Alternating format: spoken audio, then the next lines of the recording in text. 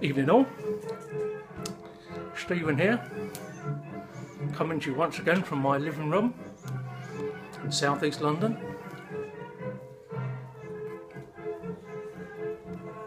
I nearly choked again then.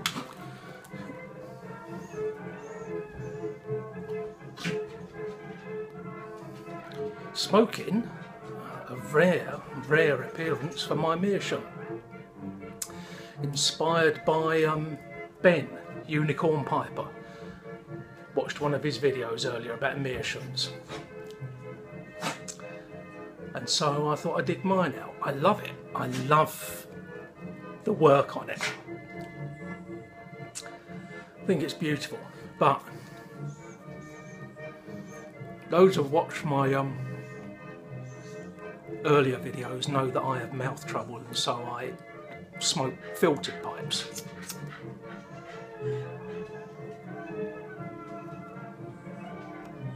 Even my cobs, I put a filter in. Yeah, I had to get it in there somewhere. I'm suffering with the pollen and the allergies at the moment as well. Something like nerve gas in the air, I don't know what it is. Maybe it's nerve gas. In this day and age, who knows? Anyway, let's stop being silly. But I really wanted to dig out the meerschaum and have a go at it because I love it. I love the fact that it's made of the material it's made of. I love the work that's gone into the carving, which I really enjoy.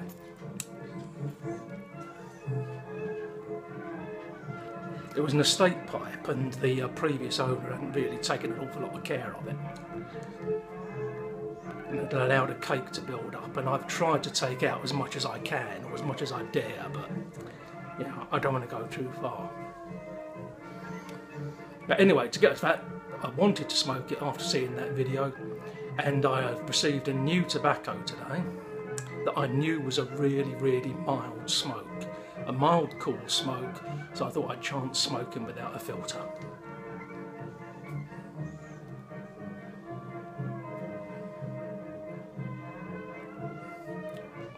And this is my first smoke of the tobacco, and it certainly is a very mild, cool smoke. It's... I don't think I've got it to hand, have I? Not here, it's only one of this one. Standard generic packages.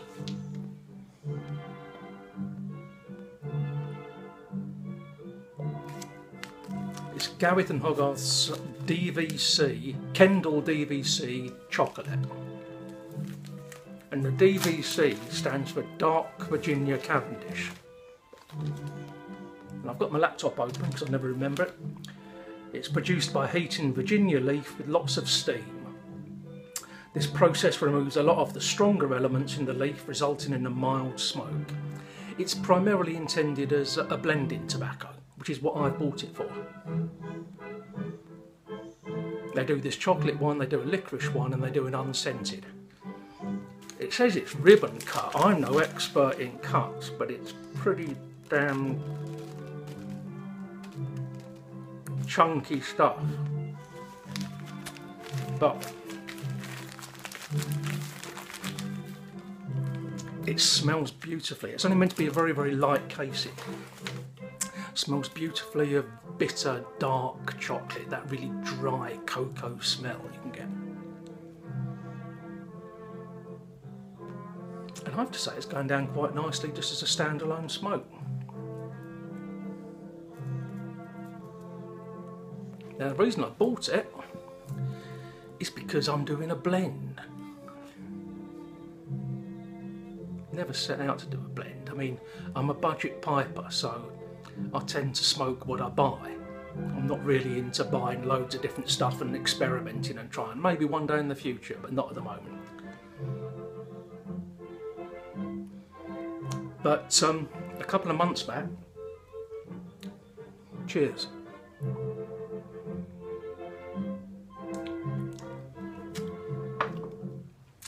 A fellow member of the UK Pipe and Tobacco Club, sadly having to give up smoking completely on health grounds. He'd had a couple of run-ins with cancer and he was just cutting it out. altogether, trying to cut out as many carcinogenic things as he could, even though the pipe smoking I don't think was related to the cancer he'd had, which is understandable.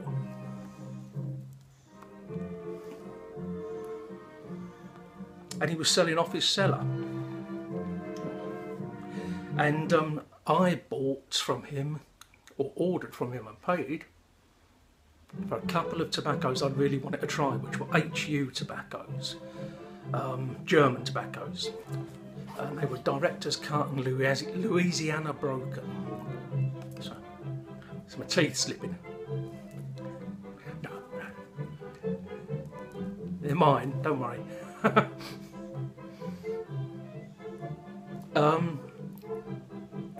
But sadly, he put the wrong address on. And he sent them to an address that doesn't exist. I mean, he got the road right, the postcode, all that kind of stuff, but he put the wrong street number. And it was a street number, as I say, that doesn't actually exist. It was, you know, double the number of the last house in my road. So they disappeared, and I went down to the sorting office. He knew this, by the way, because he'd had a receipt from the post office when he posted them, and it had the address on it that he'd sent them to. I went down to the sorting office and asked them, and they said, any stuff we get like that, it's sent to our depot in Ireland. Don't know why Ireland, but it's sent to Ireland. And they open it, and if there's anything inside with the sender's address on it, we'll send it back to them. If there isn't, it's destroyed. And apparently he hadn't put anything inside with his address on, so it was no doubt destroyed. Or smoked by someone. But that's a bit cynical, isn't it? I'm sure there's rigorous checks in place to make sure nothing like that happens. So, to cut a long story short, which would be a novelty for me, he had to send me something. Well, he offered me a refund or send me something else. And I felt bad asking him for a refund. I don't know why, because it was no fault of mine. But, of course, by this time, a lot of it had gone.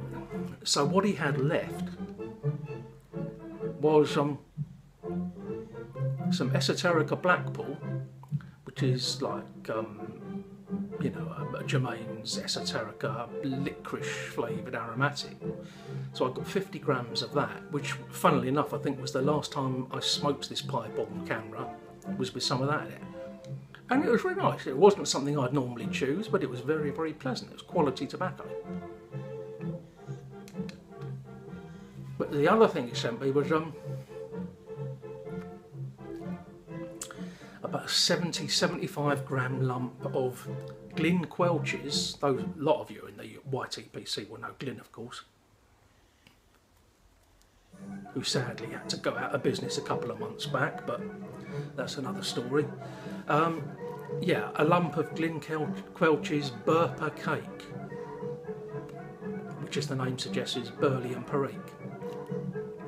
And there was this fascinating video online somewhere from Glyn of him actually making the first batch of it, and he cobbled together his own press, and he bought perique and he bought burley and he sandwiched it all together and pressed it and stored it, and this was it was like a crumble cake.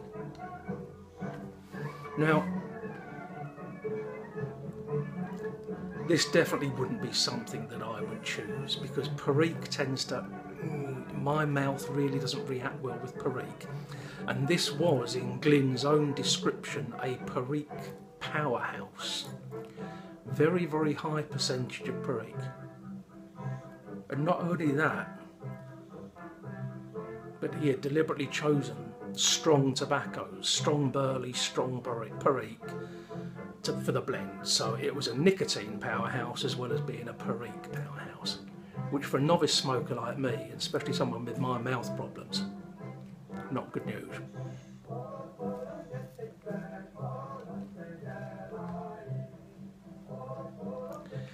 What you can't see is I'm wearing my lederhosen. I'll save that for another time. I will slap my thigh though. There we go.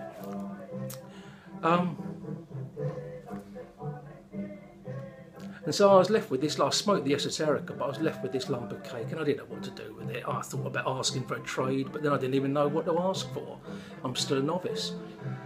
So in the end I decided that I'd crumble it up, stick it in a jar, and then just add to it the odds and sods left from whatever I had going at the time.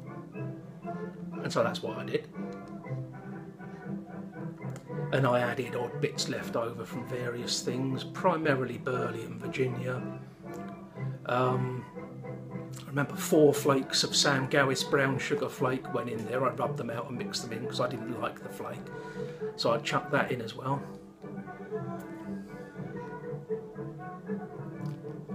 And then I tried it, and of course, I mean, the amount I'd added really hadn't toned it down at all. It was still really strong. And then another member of the UK Pipe and Tobacco Club had a load of packets of an over-the-counter blend called Gold Block, which isn't a highly regarded, but it's popular over-the-counter blend in the UK, and it does form one of the components of the famous Ogden's mixture, mixed with 50-50 with St Bruno. So it tends to mix well with other stuff. So I had a 25-gram packet of that off of him and mixed that in straight away. I didn't try it neat. And jarred it for a couple of weeks, then tried it, and it was still too much.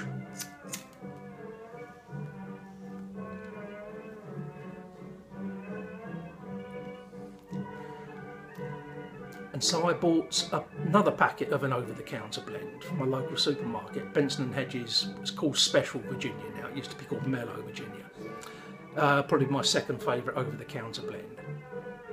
And I stirred that in. It's Burley Virginia with a very, very light caramel topping. Mixed all that in once again, mixed it thoroughly, jarred it for a few weeks, tried it, and I found it smokable, but just still a bit too harsh perique-wise, and a real nicotine bomb for me. I mean, I can smoke Reeve or Plug and other stock stuff, but this really, it was like I'd had some of the old, you know, Camberwell Cara, which for non-UK viewers is the Wacky Backy. And so I started looking, I thought, what can I put in? And of course it occurred to me, look for a Cavendish. Something that you can blend in with it, that won't overwhelm it, but that will just tone down the flavour, tone down the perique, tone down the nicotine. And so that's how I ended up with this Gareth Hogarth Dark Virginia Cavendish. And I was originally going to go for the unscented.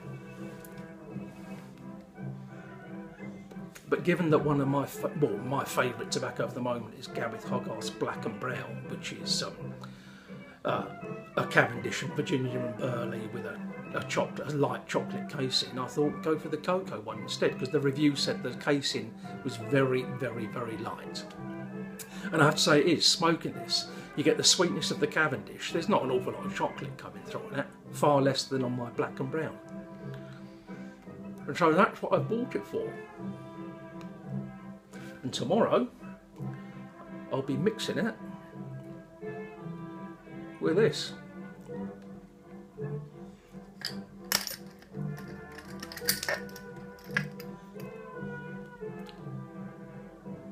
Oh, it smells delicious, I have to say. Probably.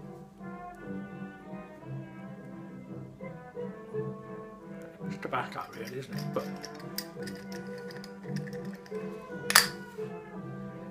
I shall be mixing it thoroughly with that. I don't think I'll keep any back for smoking. I don't think it's worth smoking separately. It's pleasant enough, but you know, something special about it.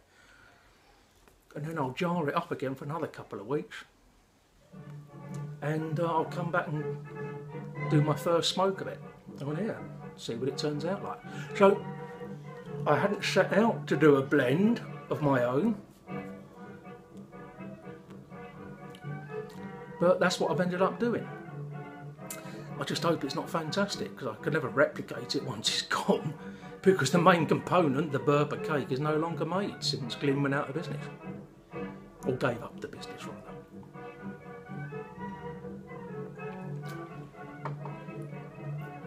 So that's it, the accidental blender.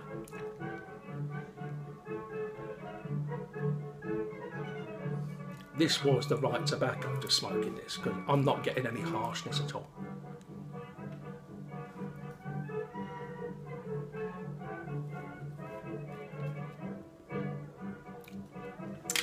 Certainly produces a lot of smoke.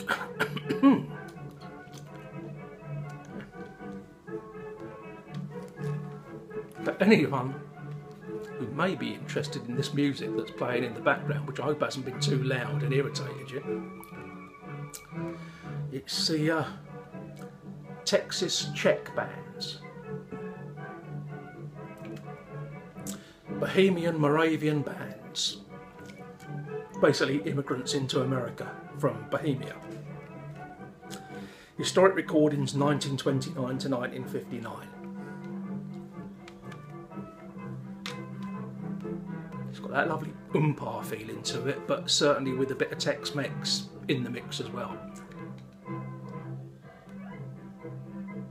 And I only discovered this through one of my favourite artists is Tom Waits. Big fan of Tom Waits. And many years back he did like top 10 albums of all time for him, and that was one of them. And I've got no regrets, I love it.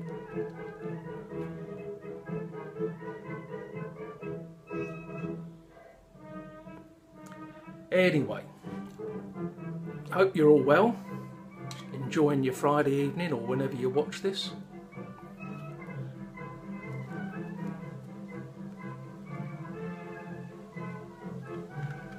It's been really warm and sticky here the past few days. Poor old Ziggy's suffering, he doesn't like the heat at all, and I love the sunshine and I love the warmth, but at the risk of being indelicate, I've always been a bit of I've perspired quite heavily all my life, even when I was a teenager and skinny as a rake. Always have done, just genetic I suppose. And so in this hot weather over the past couple of days, I have, to coin an old saying, been sweating like a glass blower's arse. I do apologise if any children are watching. But if you are watching, what are you doing? Get out and get a life. Anyway, I'm rambling. We're up to 18 minutes. Gone on far too long. I hope to put up another one tomorrow, maybe out in the garden, who knows. I do like filming outside, but I've got a neighbour who, let's just say, is one of those people that whenever I go outside and I'm out in the garden, 5 minutes later he always appears. So it makes me a bit self-conscious, sitting there talking to the camera. Anyway, happy Friday evening all. I'll go off and smoke the rest of this and enjoy a few more beers, and hope to see you again tomorrow. Bye bye.